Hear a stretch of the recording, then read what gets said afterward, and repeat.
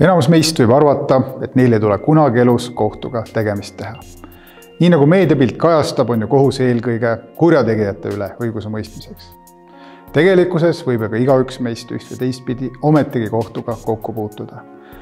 Olgu liiklusõnnetus või tulekahju, töökaotus, abielulahutus, vaidlus laste üle, kõik need asjad tuleb kuidagi lahendada.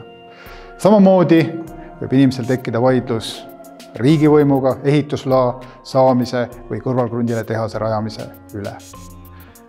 Lõppastmes tagab põhiseaduse paragrahv 46, et iga vaidluse lahendab kohus. Ainult kohus on pädev seadust kohaldama ja otsustama lõppastmes, kellel on õigus ja kellel mitte. Kohus on unikaalne riigiasutus, mis on võimude lahususe tagamiseks seatud kontrollima ka teiste riigiorganite tööd. Et see võimalik oleks, peabki ta olema teistest võimuharudest lahutatud.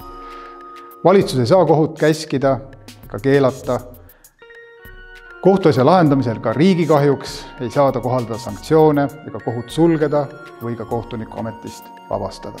Vaid nii saab tagada, et kohus täidaks oma põhifunktsioone, mõistaks õigust ausalt ja objektiivselt, mõistaks õigust kooskõlas põhiseaduse ja seadusega ega alluks välistele juhistele ega lahendaks asju ka juhuslikult ja vaid sisetunde alusel. Mõistaks õigust nii, et tagatud oleks õigusriik ja õigusrahu.